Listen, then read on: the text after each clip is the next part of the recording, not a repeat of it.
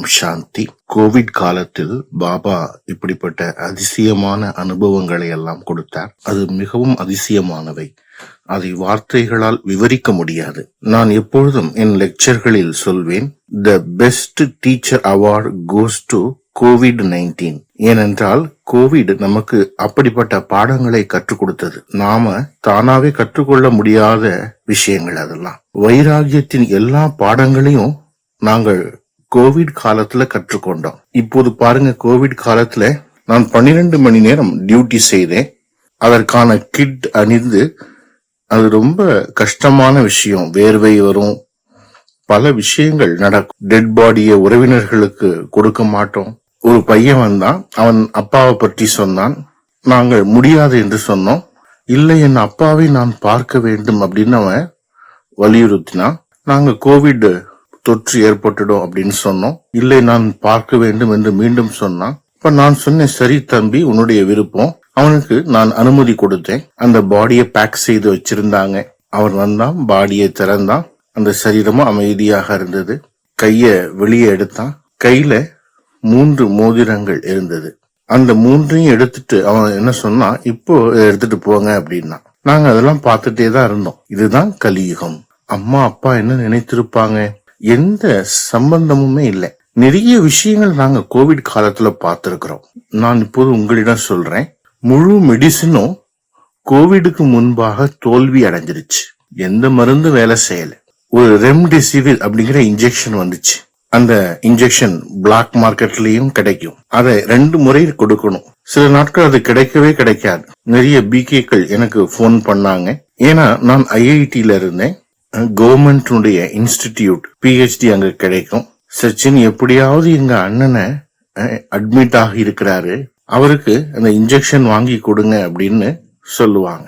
1.5-2 லட்சத்துக்கெல்லாம் கூட அது விற்பனையானது. ஆனா அந்த இன்ஜெக்ஷனும் பயனற்றது. எந்த வேலைக்கும் அது உதவாது. எந்த மருந்தும் கோவிட் காலத்துல வேலை செய்யல. தலைகீழாக படுக்கக்கூடிய ஒரு முறை இருக்கு. அந்த விஷயங்கள்லாம் கொஞ்சம் அதிகமாக வேலை செய்தது. நீங்க இந்த விஷயத்தை புரிந்து கொள்றீங்க தானே? நான் ஒரு 5-10 நிமிடங்கள் கடைசியா உங்களுக்கு அதெல்லாம் சொல்லித்தரேன். நான் உங்ககிட்ட பர்மிஷன் கேட்கிறேன். ஏன்னா டிஸ்டர்ப் செய்யக்கூடிய விஷயங்கள்லாம் கூட அதுல இருக்கும். உங்களுக்கு தைரியம் இருக்கா இதெல்லாம் கேட்கறதுக்கு? தைரியம் இருக்கா சொல்லுங்க. நான் 2 வருடங்கள் ICU-ல வேலை பார்த்திருக்கிறேன். ICU என்றால் என்னன்னு தெரியும் இல்லையா? Intensive care unit. Kidney failure, liver failure, heart failure. இங்கிருந்து குழாயை அங்கிருந்து மாத்தணும், அங்க இருக்கிற குழாயை இங்க மாத்தணும். அதனால மல்டிபிள் ஆர்கன் ஃபெயிலியர் ஏற்படும். இதுல 50% பேர் இறக்க போறவங்க. எங்களுக்கு அதெல்லாம் தெரியும். இவங்க போக போறாங்க, இவங்க போயிடுவாங்க அப்படிங்கறத நாங்க உணர்ந்திருக்கிறோம். சிலர் மயக்கத்துல இருப்பாங்க, சிலர் விழிப்புணர்வுல இருப்பாங்க. ஒரு அண்ணன் 70 வயது, அவரும் போக போற நிலையில இருக்கார். எங்களுக்கும் தெரியும். அவரும் அழுதார், விழிப்புணர்வுல தான் இருக்கார், ஆனா அழுதுட்டே இருக்கார். எனக்கு ரொம்ப ஃபீலிங் வந்தது. நான் சொன்னேன், போக போறாரு, பிறகு ஏன் அழறாரு? பிறகு நான் அவர்கிட்ட கிட்ட போய் அவர் கையை தொட்டேன். நான் என்ன கேட்டேன்னா, அண்ணாச்சி ஏன் அழறீங்க அப்படின்னு கேட்டேன். அவர் சொன்னார், எனக்கு முழு வாழ்க்கையுமே இப்ப தெரியுது. இது கடைசியில நடக்கிற விஷயம். ஆமா, நான் புரிந்து கொண்டேன். முழு ரீலும் சுழலும். ஒரு வரியில அவர் சொன்னார். என்ன சொன்னார் தெரியுமா? கவனமாக கேளுங்க. நான் செய்யக்கூடாததெல்லாம் செஞ்சேன், செய்ய வேண்டியதெல்லாம் செய்யாம விட்டுட்டேன் அப்படின்னு அவர் சொன்னார். நான் கேட்டேன், என்ன செய்தீங்க அப்படின்னு கேட்டேன். அவர் சொன்னார், நான் நிறைய பேரை அவமரியாதை பண்ணேன், இன்சல்ட் பண்ணேன், தவறான வார்த்தைகளை பயன்படுத்தினேன். இன்றைக்கு அந்த மனிதர்கள்ட்ட நான் மன்னிப்பு கூட கேட்க முடியாது. ஏன்னா நான் போக போறேன். அப்ப நான் கேட்டேன், இப்ப நான் என்ன செய்யணும்?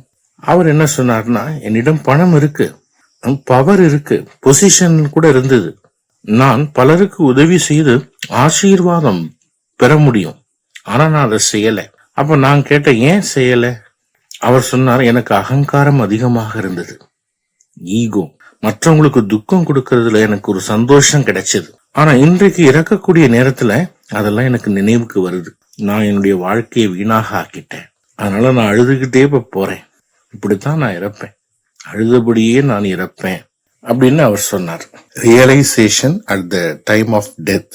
உங்ககிட்ட என்னுடைய ஒரே ஒரு கேள்விதான், நீங்க எப்படி இறக்க விரும்புறீங்க? சிரித்து கொண்டே வா அல்லது அழுது கொண்டே வா. ஐ எம் சாரி, கர்மங்கள் மிக நன்றாக செய்யணும். நீண்ட காலத்தின் கர்மங்கள் மிக நன்றதாக இருந்துச்சுன்னா நம்ம சிரித்து கொண்டே போக முடியும், இல்லைன்னா கஷ்டம்தான். ஏன்னா அவையெல்லாம் நம்ம நினைவுக்கு வரும். அப்போ இப்ப என்ன நடக்க போறது என்பதை நான் புரிந்து கொண்டேன். கடைசியில எப்படி உடலை நம்ம விட்டுட்டு போவோம். கொஞ்சம் கற்பனை செஞ்சு பாருங்க, உங்களுடைய சரீரம் உங்களை விட்டுடுச்சு. நமக்குள்ள யாருடையதாக இருந்தாலும் சரி, அதுல நானும் தான் இருக்கிறேன். சரீரம் என்பது விடுபட்டு போயிடுச்சு. இப்ப நாம மேல போறோம். மேல ஒரு நபர் இருக்கிறார், அவருடைய பெயர் சித்திரகுப்தன். பெயர் கேட்டிருக்கிறீங்களா? இந்து தர்மத்துல சித்திரகுப்தன் பற்றிய விளக்கம் இருக்கு. அவர்தான் தர்மராஜருடைய ரைட் ஹேண்ட். அவர் உங்களுடைய கணக்கை பார்ப்பார். அதனால நம்ம மேல போன உடனே என்ன கேட்கப்படும்? இவர் யாரு? இவர் ஃபரீதாபாத்துடைய ஒரு சகோதரர். ஃபரீதாபாத்தா? சரி, இவருடைய ஃபைல் ஓபன் பண்ணுங்க.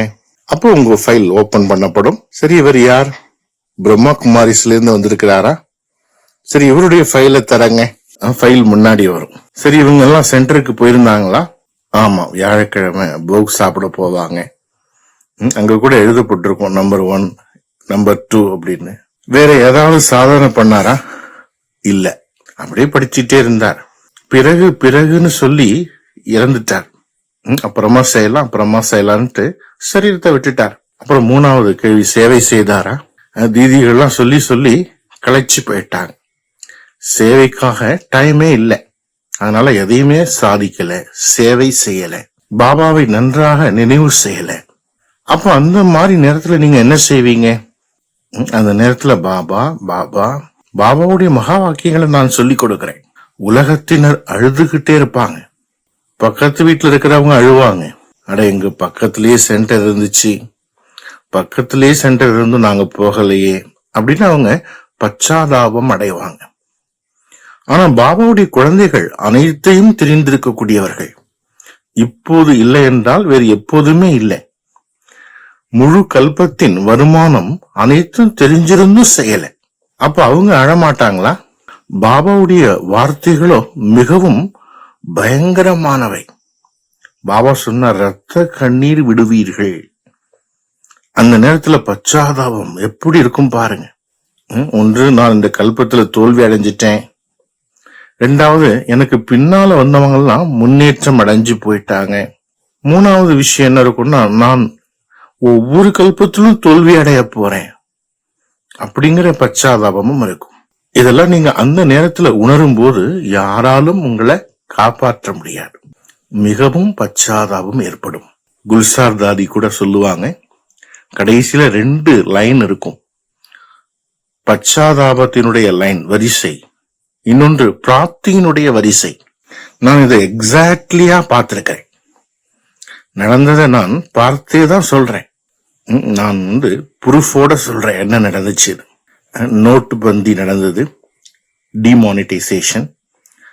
நம்முடைய பிரதமர் சொன்னார், இன்று மாலை முதல் இந்த பணம் எல்லாம் செல்லாகுது. அப்ப நான் என்ன பார்த்தேன்னு தெரியுமா? பிரதமர் சொன்ன உடனே மறுநாள் பாபாவுடைய ரூம்ல கட்டுக்கட்டாக பணம் வர ஆரம்பிச்சிருச்சு. அப்ப நான் கேட்டேன், இந்த கட்டுக்கள், பணத்தின் கட்டுக்கள்லாம் எங்கிருந்து வந்துச்சு? நோட்டு பந்தி ஆன உடனே, பண மதிப்பிழப்பு ஏற்பட்ட உடனே நீங்கள் கடவுளுக்கு கொடுக்க ஆரம்பிச்சிட்டீங்க. அப்ப உங்களுக்கு தோணுதா கடவுள் வாங்குவார்னு தோணுதா? மதுபன்ல இருந்து டைரக்ஷன் வந்தது, இதெல்லாம் இனி வாங்காதீங்க. அப்ப என்ன நடந்துச்சு? ஒரு பொலிட்டீஷியன், பாபாவுடைய குழந்தை, அவர்கிட்ட ஃபுல் ரூம்லயும் நோட்டுகள், பண நோட்டுகள் கட்டுக்கட்டுகளாக நிறைஞ்சு இருந்துச்சு. அவர்கிட்ட நான் கேட்டேன், நீங்க அதெல்லாம் என்ன பண்ணீங்கன்னு. அவர் சொன்னார், சென்டர் கட்டணும், ஆனா அதை நான் பிறகு செய்வேன்னு நினைச்சேன். அதற்குள்ள இந்த பண மதிப்பிழப்பு, நோட்டு பந்தி வந்துருச்சு. இப்போது இதை வெளியே கூட வீச முடியாது, ஏன்னா கருப்பு பணம். அப்போது எனக்கு பாபாவுடைய மகா வாக்கியங்கள் நினைவுக்கு வந்துச்சு. செல்வம் ஒரு தூசியில போயிடும், யாருடைய அதாவது ராஜா சாப்பிட்டுடுவார். இப்படி பாபாவுடைய மகா வாக்கியங்கள் எனக்கு நினைவுக்கு வந்துச்சு. Exactly result out. எதுவுமே இருக்காது. பிறகு பக்தி மார்க்கத்தின் அந்த எல்லா பழமொழிகளும் கூட நினைவுக்கு வரும். கடவுள் பாக்கியத்தை பகிர்ந்த போது இதெல்லாம் இப்போது பிராக்டிக்கலாக நடக்கிறது. அப்ப நானும் பார்த்து கொண்டு இருக்கிறேன். அதனால ரியலைசேஷன் உணர வேண்டும். இன்றைக்கு என்னுடைய வாழ்க்கையை பார்க்கும்போது அதை நான் உணர வேண்டும். பலர் என்னை கிண்டல் பண்ணாங்க, நீ ஒரு பைத்தியம் போல இருக்க, ஒவ்வொரு டேர்னுக்கும் மதுபன் போற அப்படின்னு சொல்லுவாங்க. நான் பாப்தாதாவுடைய ஒவ்வொரு டேர்னையும் மிஸ் பண்ண மாட்டேன். ஏன்னா மீட்டிங் இருக்கும், ட்ரைனிங் இருக்கும். ஆனா மற்றவங்க என்ன சொல்லுவாங்க, இது வேஸ்ட், டிவியில கூட பார்க்கலாமே, அங்க போய் என்ன செய்ய போறேன் அப்படின்லாம் கேட்பாங்க. இந்த என்னுடைய வாழ்க்கையில அதெல்லாம் மிக சிறந்த அனுபவங்களாக இருக்கு. அவ்யக்த பாப் தாதா கூட இருந்த விஷயங்கள்லாம் டிவியில பார்க்கிறதும் அங்க ஸ்தூலத்துல மதுபன்ல இருக்கிறதும் ரொம்ப வித்தியாசம் இருக்கு. எனது கல்பத்தினுடைய பாட்டு ரொம்ப ஆனந்தமயமாகிடுச்சு. நீங்க இந்த விஷயத்தை புரிந்து கொள்றீங்களா? உங்களுடைய புத்தி உங்களுக்கு ஒவ்வொரு நேரமும் டெசிஷன் கொடுக்குது, என்ன செய்யணும் என்ன செய்யக்கூடாது. நான் விரும்பி இருந்தா ரொம்ப ஈஸியா ஒரு ஹாஸ்பிட்டல் திறந்து ஒரு பெரிய ஒரு இடத்துல உட்கார்ந்து இருக்கலாம் இல்லையா? ஆனா இல்ல, நான் ஒவ்வொரு ஜென்மத்திலையும் நான் இதைத்தான் செஞ்சேன். ஆனா இந்த ஜென்மத்துல அதை நான் செய்யல. எனக்கு நிறைய டெஸ்ட் பேப்பர்லாம் வந்துச்சு, வீட்டில இருந்தும் வந்துச்சு, வெளியில இருந்தும் எனக்கான பரிசோதனைகள்லாம் செஞ்சாங்க. டச் வுட், பாபா என்ன அப்படி பாதுகாத்து இருக்கிறார். பிறகு நாம அதை கணிக்கவே முடியாது. ஓம் சாந்தி.